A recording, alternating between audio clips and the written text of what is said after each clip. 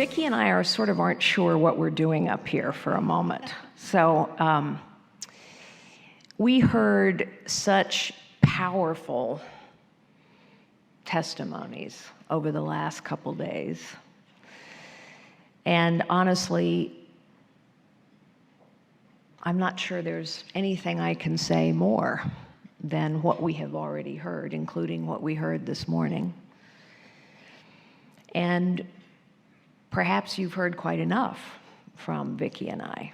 But I think we were each asked to give a testimony. And so the story I want to tell you this morning before I ask Vicki to do the same is really about how I rediscovered a personal relationship with Christ. And that story, which I'll try and keep brief, but it actually began in some ways not so very far from here. It began at Willow Creek, for those of you who know Willow Creek. Bill Hybels, the pastor there, who I had not known before, but he had read my book, Tough Choices, and used it as a management and leadership training guide for his team, and he called and asked whether I would come and speak to the summit, the leadership summit. And so I did. I was a little bit nervous about that because it wasn't exactly the venue I was used to. I had been charging hard in the corporate world for quite a long time. And so I didn't usually speak in that kind of setting, and it's a big setting. But I agreed, and we were gathered in his office ahead of this interview, which is what it was going to be, and he asked if I would pray with him. And while I was a little surprised, I shouldn't have been in retrospect, but I was, I agreed. And at the end of our interview, 30 minutes or so later, Bill led me to the front of the stage. I've been told he had not done this before, and we stood together in front of all the people that were there and all the people that were connected via video, and he asked everyone to pray for me and my husband Frank and our family and for my journey. And I bowed my head and listened and was really overcome by gratitude for the caring of so many people who didn't know me. And then, honestly, came a feeling that I was being elevated, lifted up. It was a sensation so strong that it was almost physical, and it truly took me aback. And that feeling of being lifted up was followed by a sensation of deep peace. When I was a child and into young adulthood, I believed in a personal relationship with God through Jesus Christ. But as I grew older, and perhaps because I was more and more engaged in all the complexities of life and a career, my faith became more abstract, I would say. I still prayed every day. I still knew that our souls didn't die, that this wasn't the end. I had faith that good would triumph over evil and that we do reap what we sow. But I honestly had come to view God as something like a super CEO of a big enterprise. He had created the universe. He had put in place quite a sophisticated set of management processes, and those processes kept things running, not necessarily smoothly every day, but basically in the direction that he intended over the long arc of time. He didn't attend to every detail. He didn't know every person. I mean, how could he possibly? But he did somehow receive regular management reports that directed his attention to the strategic issues that required his attention or his intervention.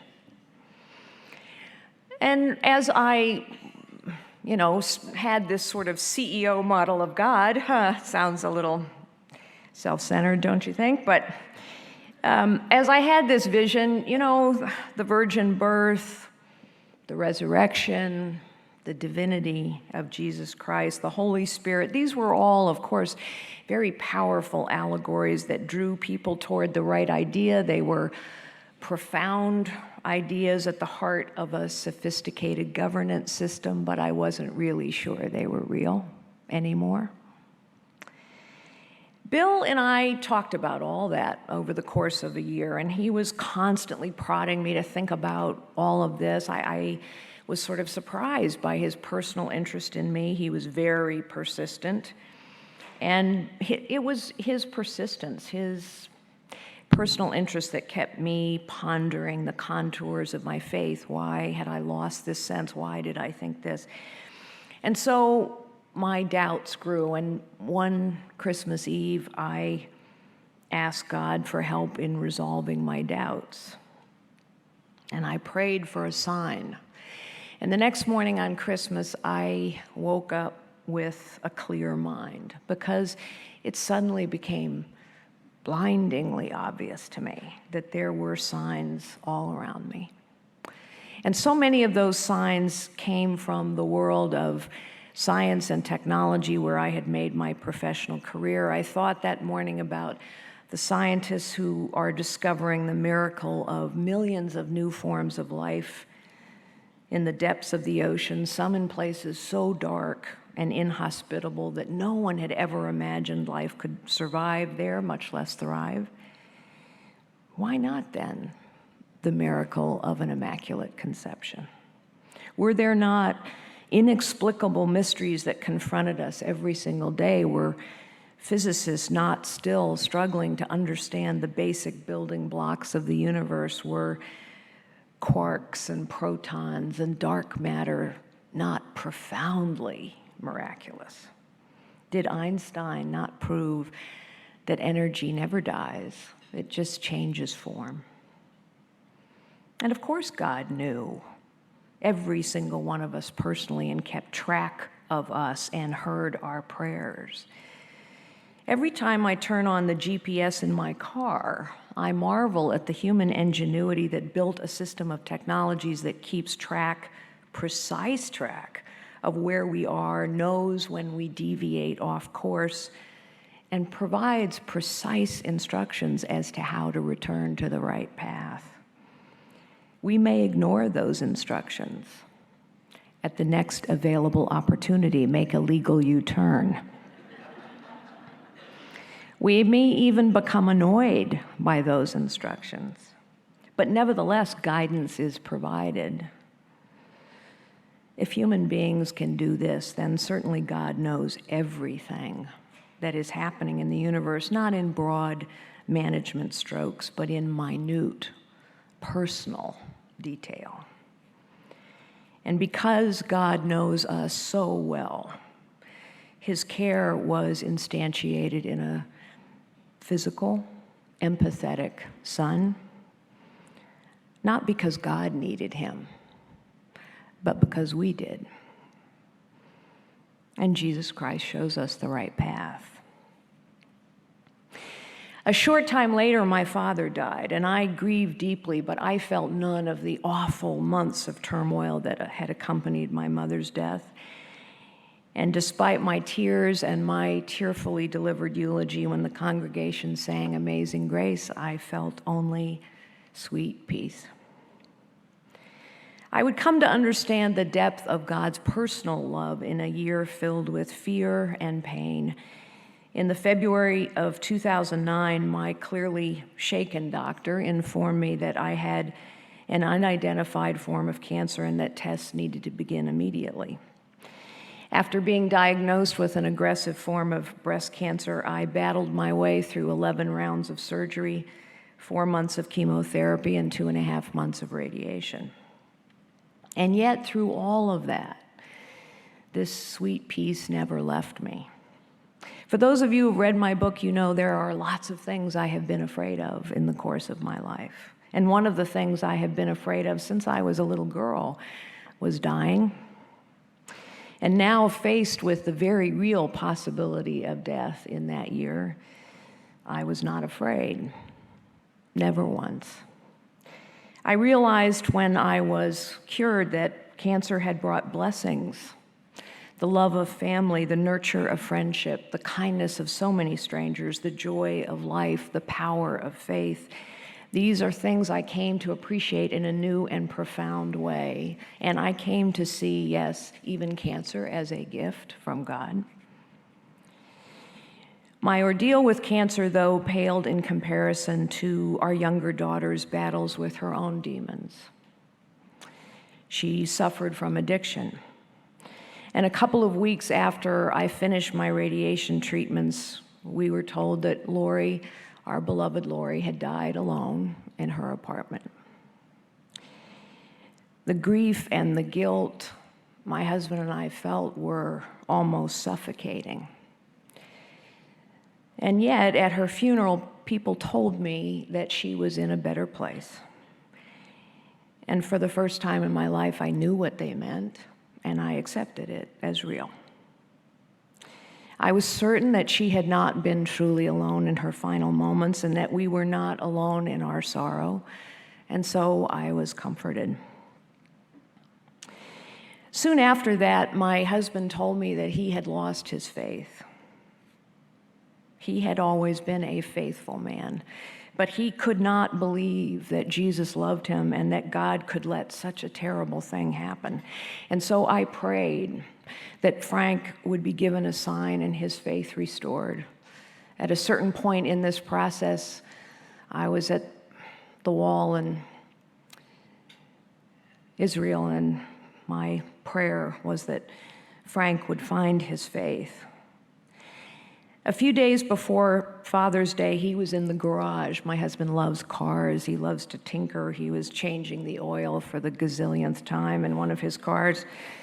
And he returned to the house with a look of relief on his face. He had been working and had seen over in the corner of the garage a pile of boxes, which had been sitting in that corner of the garage for years. And for no particular reason, he decided to open one of them. Lying on top were 4 Father's Day cards from Lori. And in one of those cards was a long letter that she had written to him many years ago, telling him what a fine father he was and how much she loved him. And he read, "I love you," in her childish hand. And at that moment, he knew that Jesus loved him and that Lori had found peace. And I knew that God hears our prayers and answers those he should. It is the nature of life to ebb and flow, and life is flowing now. I am engaged in things that I love and that challenge me, and this is one of them.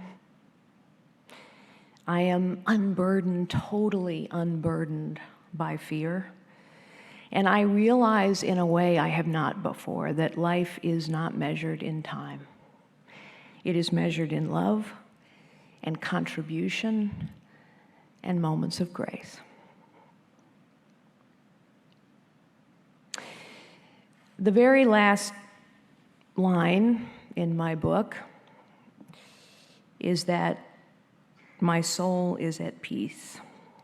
And perhaps when I wrote that sentence, which was in 2005, I didn't fully understand what it meant. But I do now.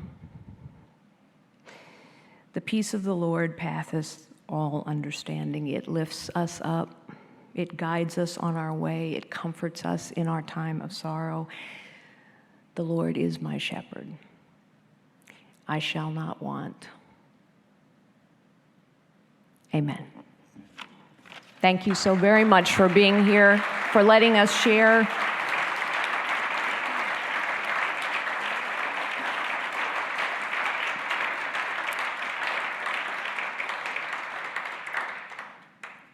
Thank you. And we are doing something very special together. Those of you who have been associated with Opportunity for a long time have known it for a long time. Those of us who have been with Opportunity for a shorter time see it and feel it as well. We see it and feel it and are touched by the grace of some of the clients that you saw here. We see it and feel it and touch it in the community of family that we experience in this room over the last couple days. Please know that your incredible global CEO, and we are so blessed to have her, but please know that she and all of the management team at Opportunity, and I and all of your board members, we feel a great sense of both opportunity and obligation to be wise stewards of your generosity, wise stewards of the assets of our clients. And we know that what we are doing is pleasing to God, because what we are enabling is for everyone who is gifted by God to find their gifts and raise them to the glory of God. Thank you so very much.